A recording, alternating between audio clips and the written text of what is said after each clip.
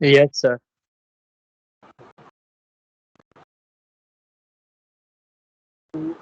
Today we are going to study about the energy output from driving axle or energy output at the driving axle. Energy કેટલી available છે આપણને driving action ઉપર. So we will see that equation. So કાલે આપણે જે study કર્યું છે એ છે power. Did we study about the power? So આ જે ટર્મ્સ છે આપ ખાસ ખ્યાલ રાખજો આગળ સમજવા માટે. P equals to energy upon time and energy equals to power into time. Energy શું છે? Energy is defined as the product of power and time. Power અને ટાઈમનું મલ્ટિપ્લિકેશન એનર્જી છે અને પાવર શું છે? Energy upon time. આ બંને ટર્મ ખાસ ખ્યાલ રાખજો જેનાથી તમને આગળ કન્ફ્યુઝન ના થાય, ખબર ત્યારે જ પડશે. Second, what is the actual formula of power? હવે આપણે ટ્રેક્ટિવ એફર્ટ્સના ટર્મમાં પાવર કેલ્ક્યુલેટ કરી રહ્યા છીએ. તો હવે પાવરનો VI cos phi or VI sine phi or VI formula નહીં યુઝ કરીશું. That is common for alternating cycle. But આપણે અહીંયા મિકેનિકલ ટર્મમાં પાવર કેલ્ક્યુલેટ કરી રહ્યા છીએ. તો જ્યારે મિકેનિકલ ટર્મિનોલોજીમાં આપણે પાવર કેલ્ક્યુલેટ કરતા હોઈએ ત્યારે આપણે ટ્રેક્ટિવ એફર્ટ્સને કન્સિડર કરીએ છીએ, જે મેં તમને કાલે સમજાવ્યું. તો power equals to FT into velocity, force in Newton into velocity divide by 3600. આ તમારો હવે પાવરનું ઇક્વેશન છે. આ ખાસ ખ્યાલ રાખજો. અને આના બેઝ આ જે પાવર તમને મળશે આ કિલોવોટમાં મળશે, આ વોટમાં નહીં મળે. જ્યારે પણ તમારે વોટમાં જરૂર હોય ત્યારે આપણે એને જે પણ વેલ્યુ આપણને મળી હોય that will be multiplied by 1000. we will get the power in watt. But જે value ft into v divide by 3600 થી મળશે એ આપણને શેમાં મળશે? It will be available in kilowatt. તો આ જે ફોર્મ્યુલા છે ખાસ ખ્યાલ રાખજો જેનાથી આપણને આગળ સમજવામાં ઈઝી રહેશે. તો કાલે આપણે શું જોયું? Energy output from driving Excel. આજે આ જ કન્ટેન્ટ આપણે જોવાના છે કે energy output from driving Excel.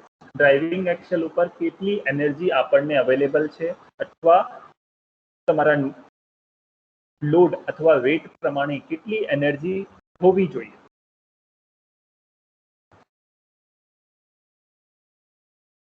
So our point is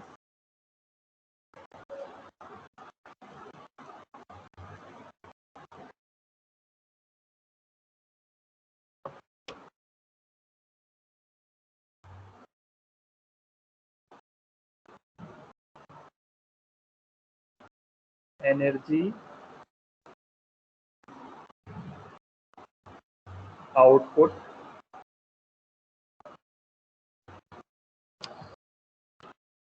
from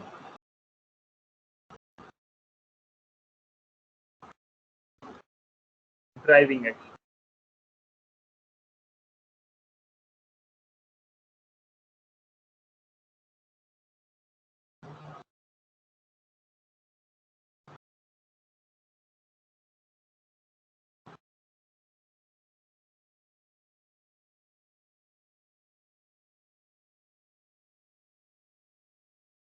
Energy output from driving axle.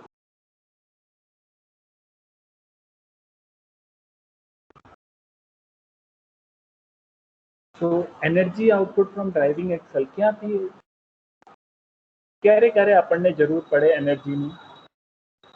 Excel ઉપર ટ્રાન્સફર કરવા માટે અથવા એક્સેલ ઉપર એ પાવર અવેલેબલ હોવો જોઈએ.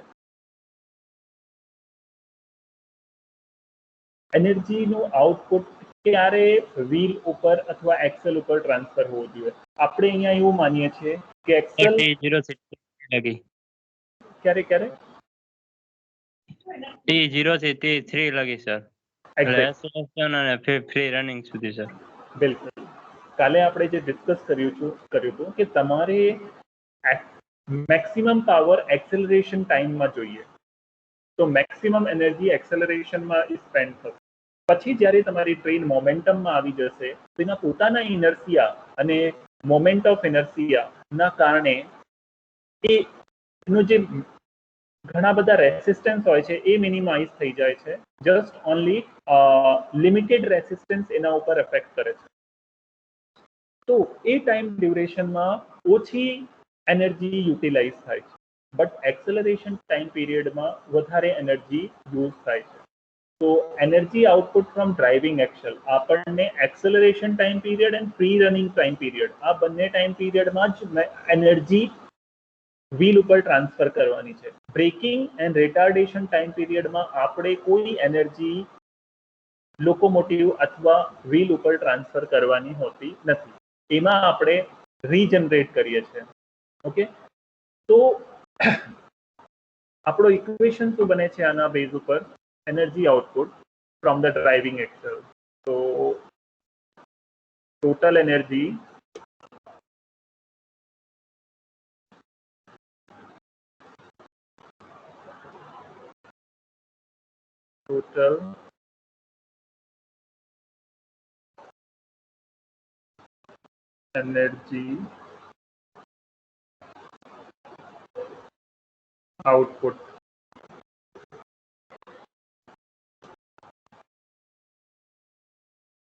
energy output to run the train. Suppose આવાજ ના પહોંચતી હોય, રિનિશિએશન છે તો એના કારણે ક્યારે એવું થઈ શકે કે સિગ્નલ વીક થાય છે. નહીં સંભળાય તો મને પાછો કહેજો, સાહેબ નથી સંભળાયું. I will repeat that content. તો total energy output to run the train.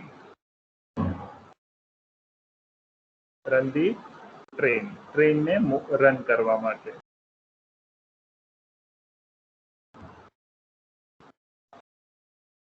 તો total energy output to run the ટ્રેનને રન કરવા માટે કેટલી એનર્જી જરૂર પડે છે? તો સૌથી પહેલા આપણે એક્સેલરેશનનો ટાઈમ પીરિયડ લઈશું. તો energy required for the acceleration,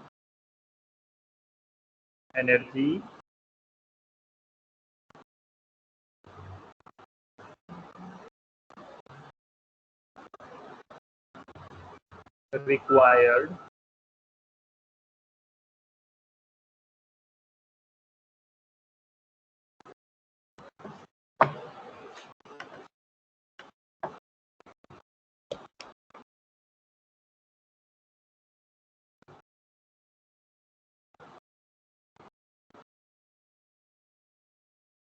required for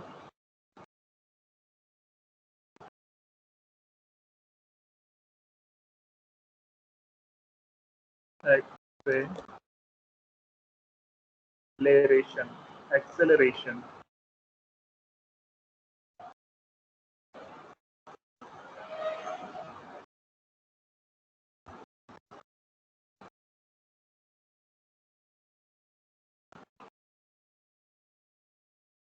Energy required for acceleration.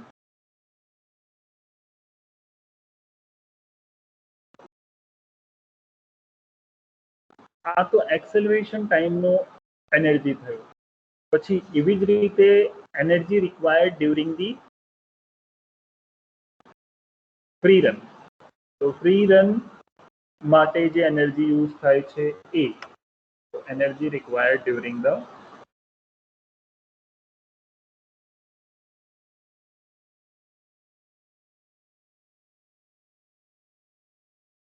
energy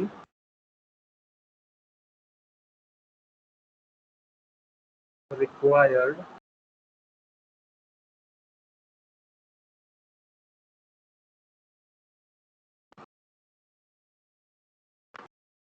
for free run.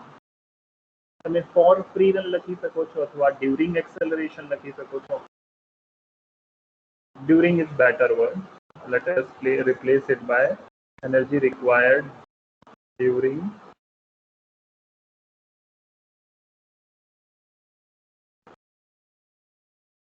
acceleration. Energy required during free run.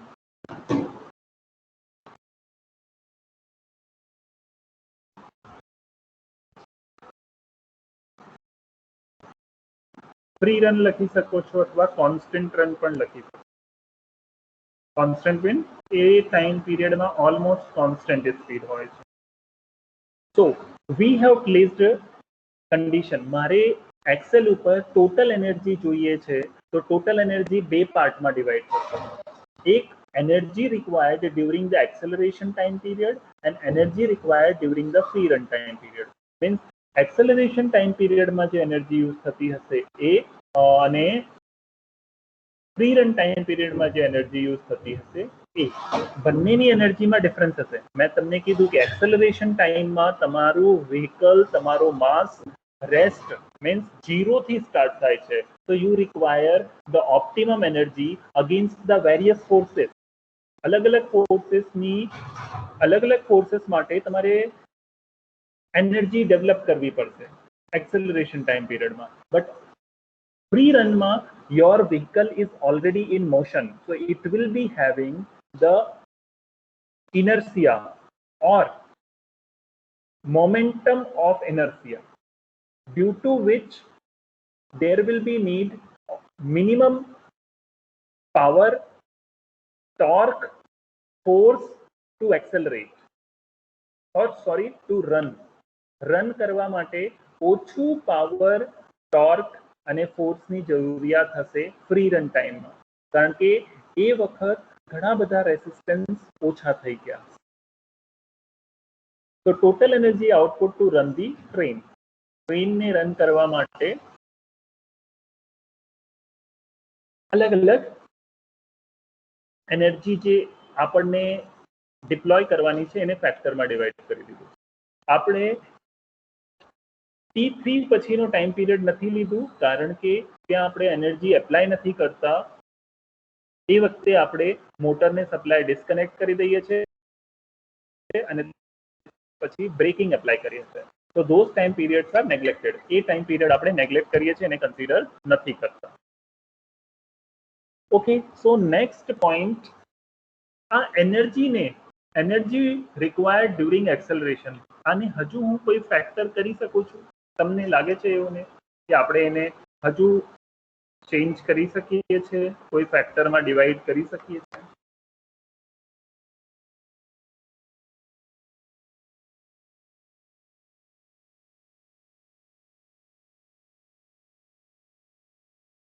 કોઈને કોઈ આઈડિયા?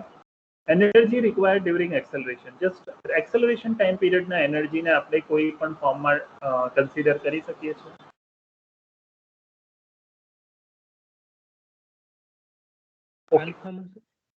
હા, બોલો બોલો.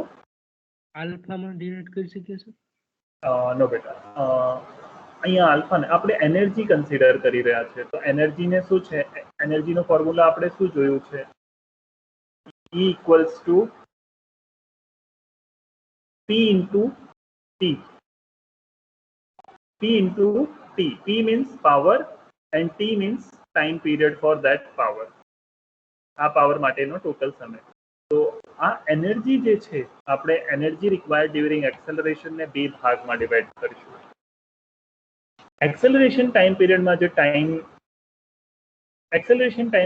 જે એનર્જી યુઝ થઈ રહી છે એને પાવર અને ટાઈમથી ડિનોટ કરીશું હવે આપણે. તો આ જે ટર્મ છે એને આપણે આવી રીતે લખીશું: એવરેજ પાવર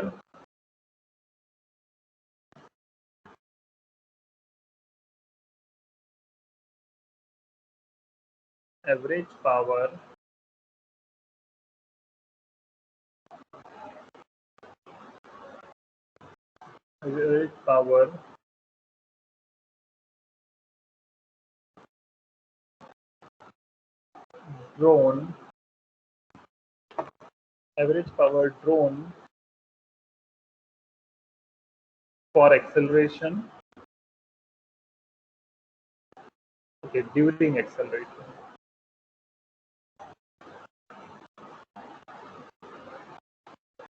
તમારામાંથી કોઈ કોલેજ આવ્યો હોય તો તમે 115માં આવી જજો, હું ત્યાં જ બેઠો છું. Average power drawn during the acceleration.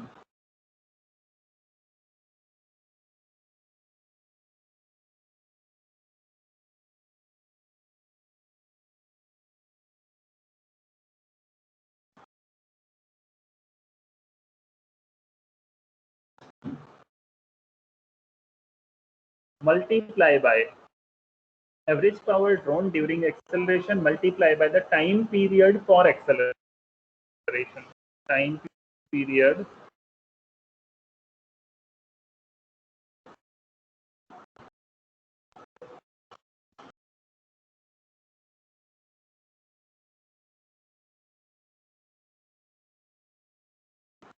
for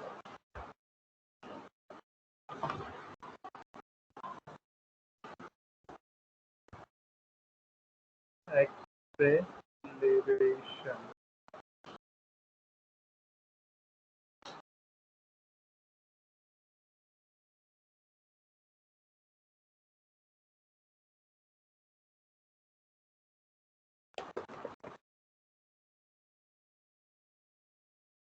તો આપણે શું કર્યું અહીંયા એનર્જી રિક્વાયર્ડ ડ્યુરિંગ એક્સેલરેશન જે આટલો પોર્શન છે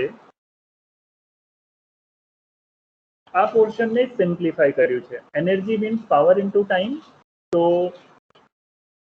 પાવર કયો લીધો છે? Average power. તો average power drawn during acceleration.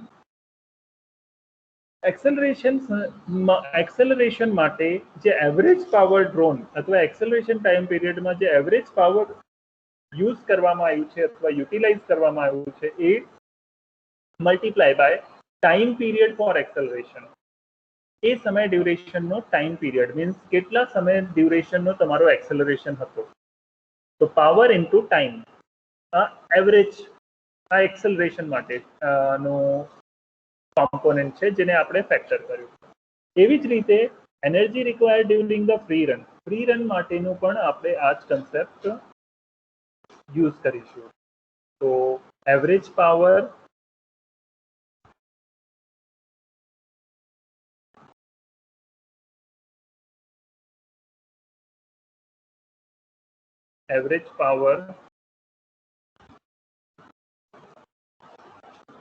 drawn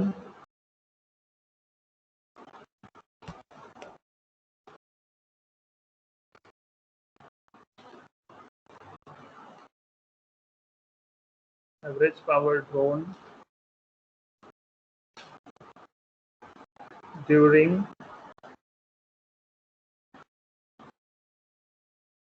average power drawn during free run.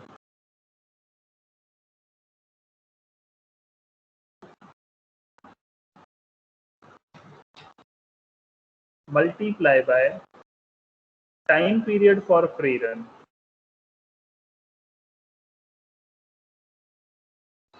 Time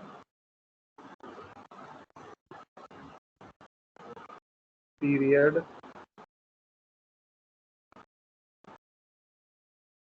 for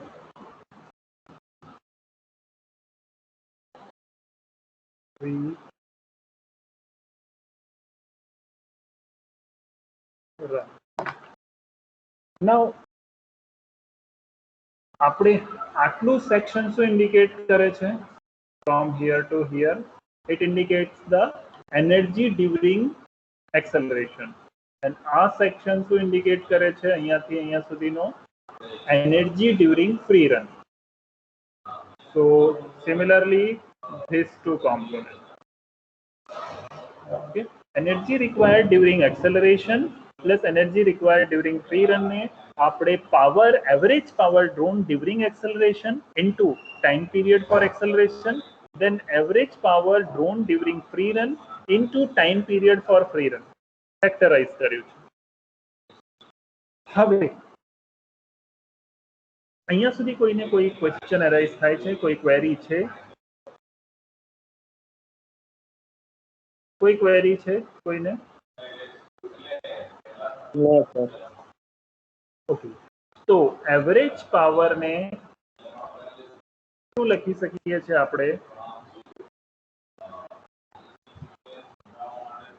fraction effort into velocity divide by 300 ને 3600 સેકન્ડ. કરેક્ટ, બિલકુલ. પાવર ને શું લખી શકીએ છીએ? ft ઇન્ટુ v અહીંયા વીએમ પણ લખી શકો છો અથવા વી પણ. અત્યારે હું વી લખું છું. VM means maximum speed, but એ આપણે પછીના ઇક્વેશનમાં જોઈશું, અત્યારે આપણને જરૂર નથી. તો ft into V divide by 3600, આ તમારો શું થયો? એવરેજ પાવર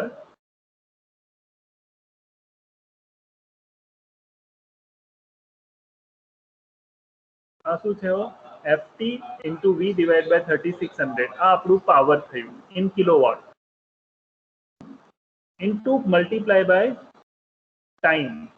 હવે ટાઈમ પીરિયડ ફોર એક્સેલરેશન, તો આપણે ગ્રાફ જે આપણો છે basic graph T0, T1, T2, T3, T4, ત્યાં જે ટાઈમ પીરિયડ છે, તો એ ટાઈમ પીરિયડ પ્રમાણે આપણે અહીંયા કન્સિડર કરીશું. તો એક્સેલરેશનનો જે ટાઈમ પીરિયડ છે T1 છે, તો T1 બાય 3600 લખી શકું છું હું.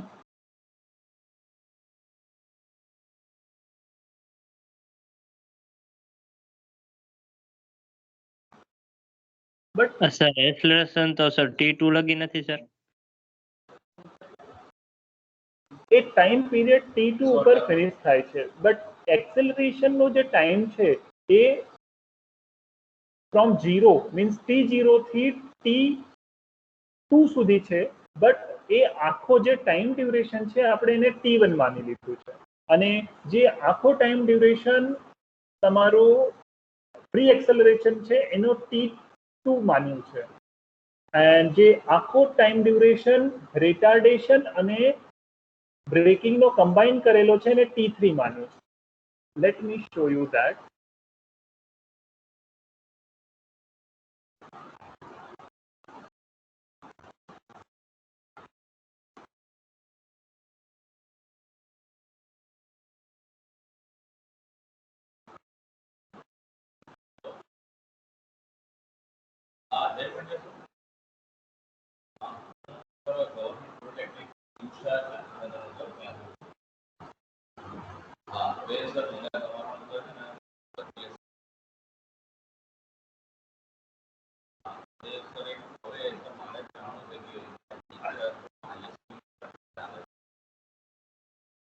આ જે ટાઈમ પીરિયડ છે તમારો T0 to T1 and T1 to T2, that is correct કે તમારો પોઈન્ટ આપણો એક્સેલરેશન T1 સુધી જવું જોઈએ, બટ એક્સેલરેશન હજુ T1 થી T2 સુધી કન્ટિન્યુ છે, એ ફ્લેટ કર્વ નથી. ઓકે, સો એ એક્સેલરેશન ઇન્ડિકેટ કરી રહ્યો છે. તો આપણે એ ટાઈમ ડ્યુરેશન T0 થી T2 જે છે એને આખો એક્સેલરેશન ટાઈમ પીરિયડ કન્સિડર કરીશું. તો T0 ટુ T2 એક્સેલરેશન છે, તો આ આખો સમય ડ્યુરેશન પર T0 થી T2 એ T1 માં આવશે. આ T2 થી T3 એ આખો ફ્રી રન છે, તો એ T2 માં આવશે, એન્ડ T3 ટુ T4 એ આખો T3 માં આવશે. જે આપણે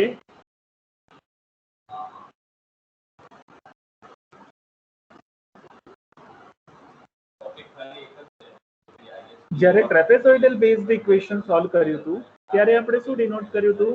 આ ટાઈમ પીરિયડને એને સિમ્પ્લિફાય કર્યું હતું. બેસિક સ્પીડ ટાઈમ કર્વને સિમ્પ્લિફાઈડ સ્પીડ ટાઈમ કર્વમાં કન્વર્ટ કર્યું, ત્યારે O ટુ E મીન્સ આખો એક્સેલરેશન T1 માં આવી ગયો, આખો ફ્રી રન T2 માં આવી ગયું, એન્ડ આખો T3 રિટાર્ડેશનમાં, સોરી બ્રેકિંગ અને રિટાર્ડેશનમાં આવી ગયું. તો ઇટ મીન્સ કે ફર્સ્ટ જે સેક્શન છે એ T1, second section T2, third section T3, એના બેઝ ઉપર આપણે કન્સિડર કર્યું છે. હવે અહીંયા તમે જોશો તો આપણે જે AE ઇન્ટુ OE છે, તો આ જે એરિયા છે AE ઇન્ટુ OA આ હાફ છે, તો આપણે અહીંયા 1/2 લખ્યું છે. 1/2 means half area.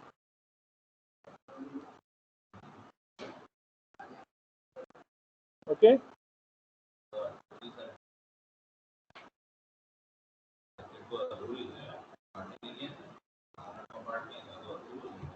Yes sir.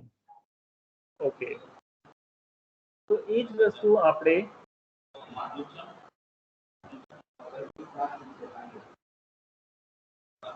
અહીંયા કરીશું.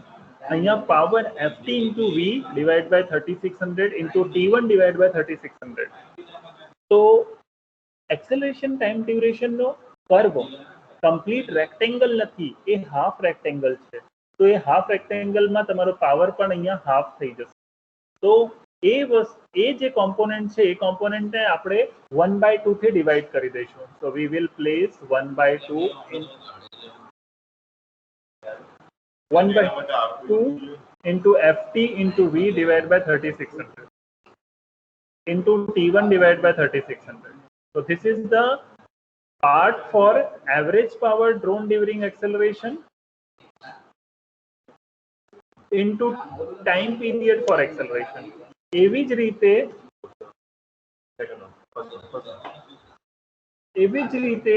આપણે બીજા ટર્મને કેલ્ક્યુલેટ કરીશું. બીજો average power drawn during the free run, તો ft into v divided by 3600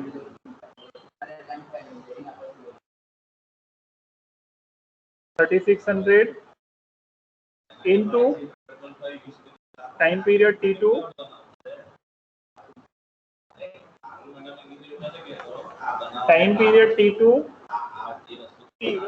divided by 3600.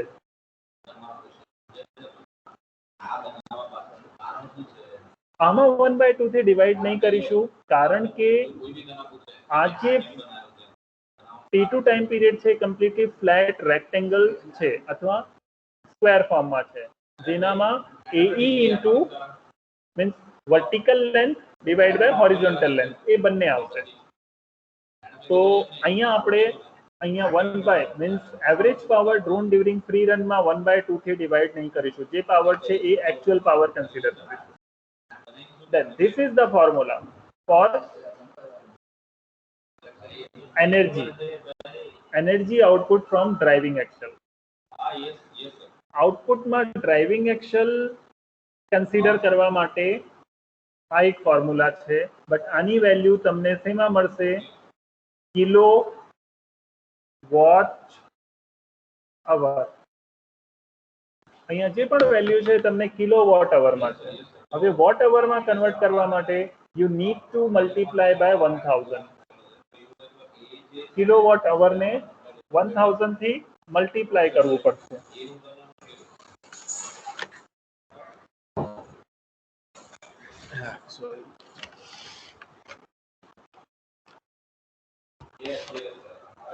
અહીંયા સુધી કોઈ ક્વેશ્ચન હોય, કોઈ ક્વેરી હોય તો પૂછી લો.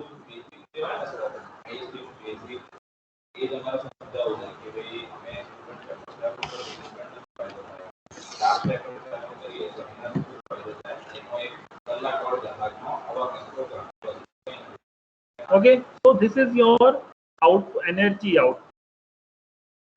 कोई क्वेश्चन हो तो पूछो.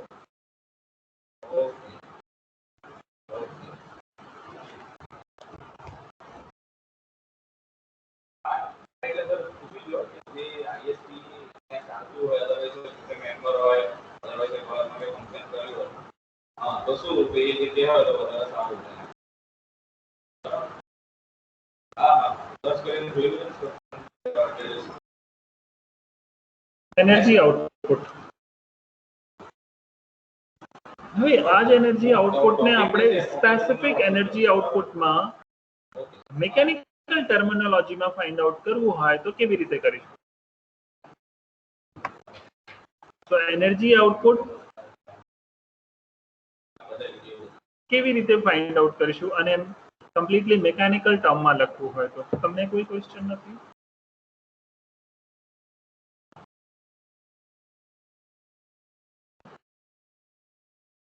કોઈને કોઈ ક્વેશ્ચન નથી? સર જે મોટર થી જે સર વ્હીલ્સ ની શાફ્ટ લગીનમાં જે વચ્ચે લોસેસ થતા હોય સર તેને એડ કરીએ તો સર? મોટર થી શાફ્ટ સુધી સર વચ્ચે જે ગિયર મિકેનિઝમ ને એ બધું આવે સર એમાં જે લોસેસ થાય તે સર એડ કરી નાખે તો હા, એ અહીંયા બતાવ્યું નથી, બટ આ ઇક્વેશનમાં જ્યારે તમે પાવર કેલ્ક્યુલેટ કરતા હો તો ત્યાં સ્ટેજમાં કેલ્ક્યુલેટ કરો છો કે સૌથી પહેલા મોટરનું આઉટપુટ કેટલું મળ્યું તમને.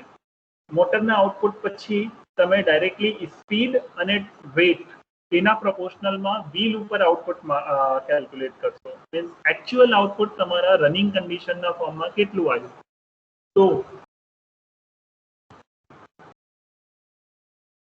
જ્યારે તમને ઇનપુટ મીન્સ મોટરનું આઉટપુટ ખબર છે અને ટ્રેનનું મોમેન્ટનું આઉટપુટ ઓર એનર્જી તમને ખબર છે, તો આઉટ મીન્સ જે ટ્રેનની એનર્જીમાંથી જે ઇનપુટ છે તમારો એ માઇનસ કરી દો, અથવા મોટરનો જે આઉટપુટ છે એમાંથી તમે જે વ્હીલનો આઉટપુટ મળી રહ્યો છે એ માઇનસ કરી દો, તો જે ટ્રાન્સમિશનમાં લોસેસ થઈ રહ્યા છે એ તમને લોસેસ વોટમાં મળી જશે.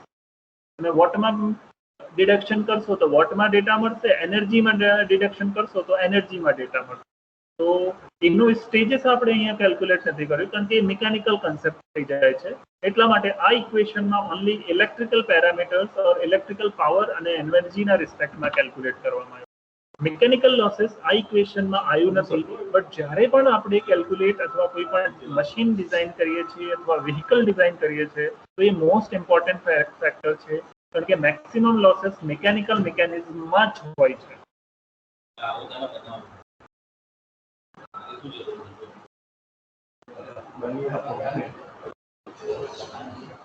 અરે માં ટ્રેનનો લોડ આવે શું? હેલો, શું કીધું? હેલો,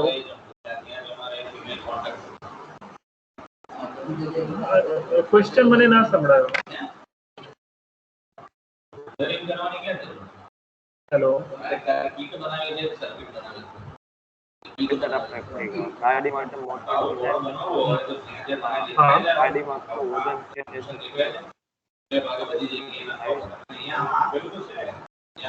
અવાજ નથી સંભળાતો.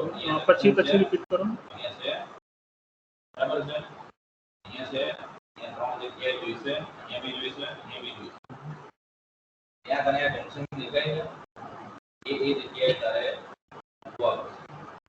દિનેશ, એ મોનિકનો ક્વેશ્ચન ખબર પડી તમને? ના સર, તેનો અવાજ કપાય છે ને એટલે સર બ્રેક થઈ જાય છે વચ્ચે. મોનિક, ક્વેશ્ચન છે તો ચેટમાં લખો.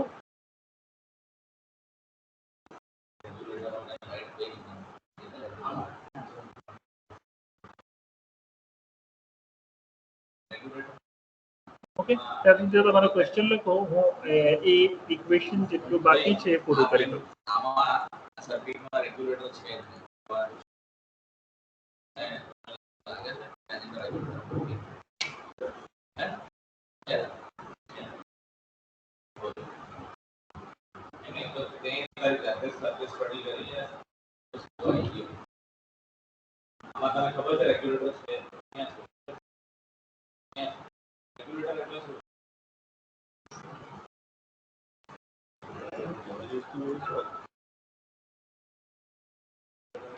હવે આ જ ફોર્મ્યુલાને એનર્જી આઉટપુટને હું સ્પેસિફિક એનર્જી આઉટપુટ ડિફાઇન કરવું છે મારે. તો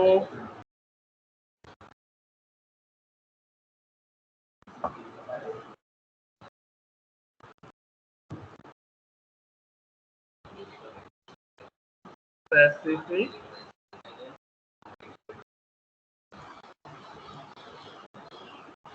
energy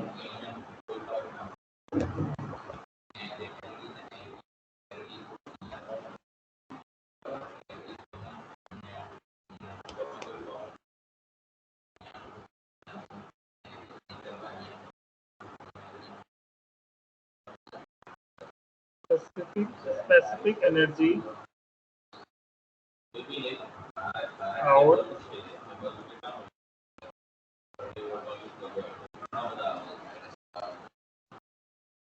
specific energy output. So specific energy output, तो એને કેવી રીતે ડિફાઇન કરીશું? સ્પેસિફિક એનર્જી એના આઉટપુટમાં ટોટલ એનર્જી તમે કેટલી યુઝ કરી છે, તો energy output in watt hour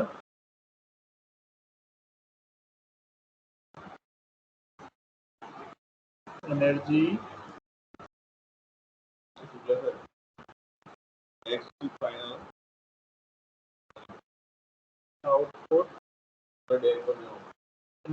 output energy output in kilo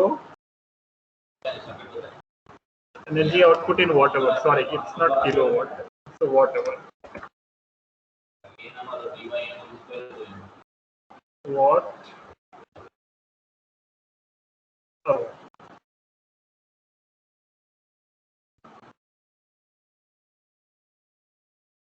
Okay, all divided by weight of the train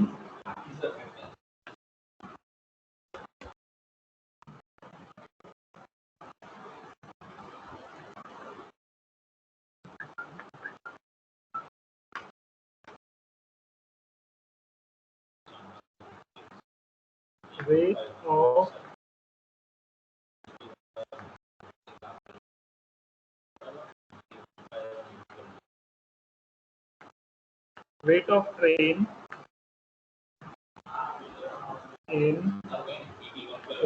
train in tons.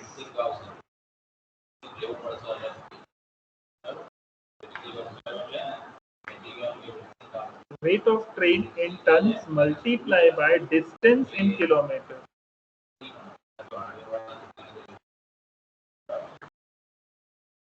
Sir Monik પણ આજ કહેતો હતો કે સર આપણે જ્યારે પણ મોટર કાર કે સર તેમાં લોડ ને પણ ગણતરી કરવી પડે, લોડ અને વેઇટ ની પણ. શું સર મોનિક પણ એ આજ કહેતો હતો કે પછી આજ આપણે જ્યારે પણ મોટર કાર ડિઝાઇન કરીએ તો સર તેમાં કેટલો વેઇટ છે તે પણ નક્કી કરવામાં આવે ને સર. હા, વેઇટ સૌથી ઇમ્પોર્ટન્ટ. તમારે ફોર્સ કોને આપવાનું છે? આખા વેઇટને, જે તમારું માસ છે. 2 મિનિટ, હું આવું છું એ ટોપિક ઉપર. Distance, energy output in watt hour divided by weight of train in tons into distance in kilometer.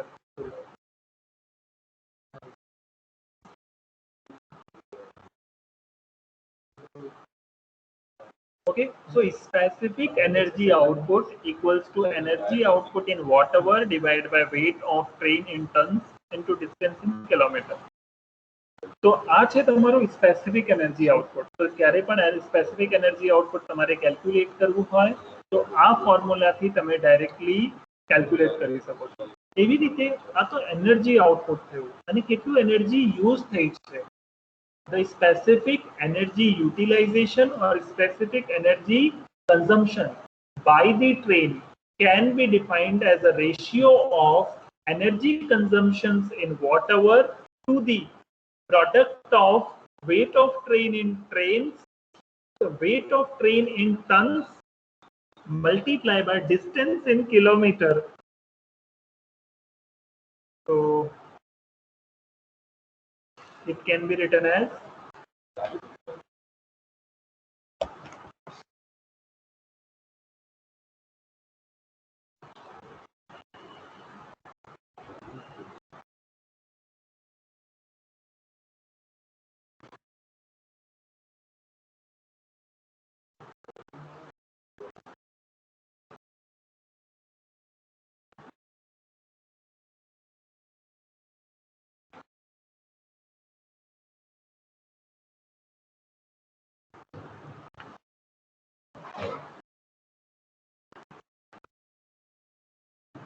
ઉપર વાળો ફોર્મ્યુલા છે એ જ આવશે.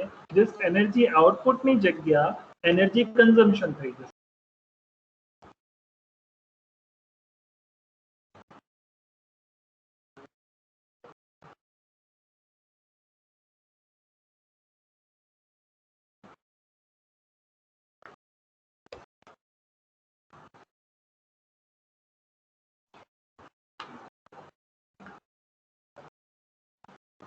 specific energy consumption equals to ये जगह नहीं એટલા માટે આ બાજુ લીધું છે specific energy consumption equals to specific energy energy consumed by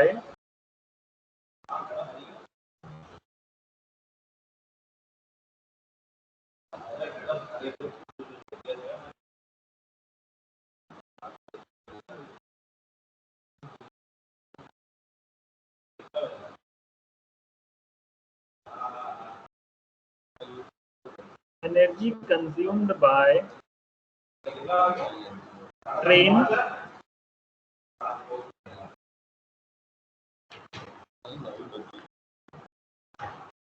energy consumed by the train in what hour in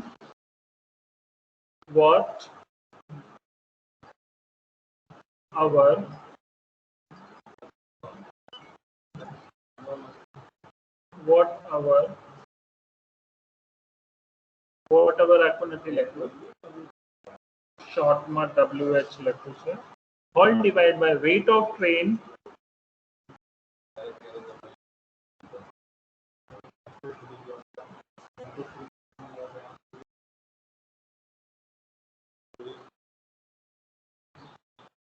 weight of train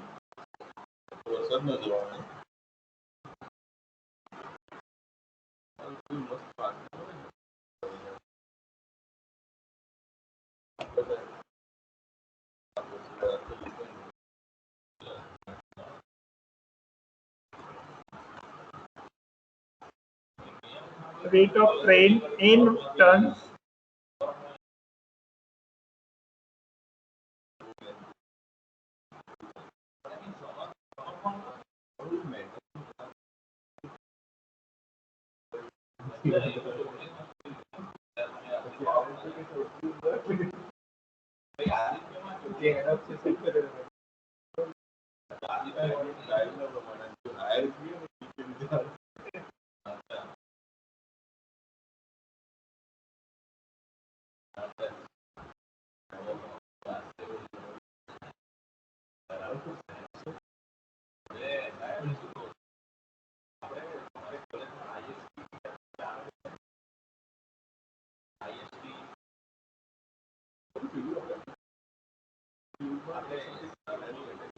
हाँ पण फॉर्म्युला ઉપરની જેમ જ છે કોઈ ડિફરન્સ નથી બટ અહીંયા કન્ઝમ્પશન કેટલું કન્ઝ્યુમ થયું છે પાવર એનર્જી એ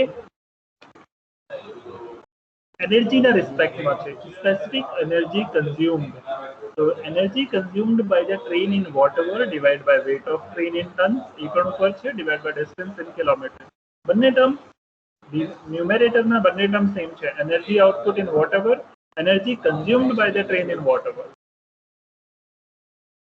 બસ એનર્જી આઉટપુટ છે ત્યાં અહીંયા એનર્જી કન્ઝ્યુમ છે કેટલું આઉટપુટ મળે છે અને કેટલું એનર્જી કન્ઝ્યુમ થાય છે કારણ કે ટ્રેકમાં પણ લોसेस હોય છે વિન્ડેજ લોસ તો જે વેરિયસ કાઇન્ડ ઓફ લોसेस છે અથવા ઓપોઝિશન છે એના કારણે જે લોसेस થાય છે એ માઇનસ કરવામાં આવશે તો एक्चुअल एनर्जी કેટલી જેટલી આપી છે એટલી બધી યુઝ નથી થઈ જવાની યુઝ કેટલી થઈ છે એ divide by weight of train in tons into distance in kilometre અને ઉપર શું છે કેટલું એનર્જી આઉટપુટમાં મળે છે the energy output in whatever divided by weight of train in tons into distance in kilometer so this is the basic formula for specific energy output and specific energy consumption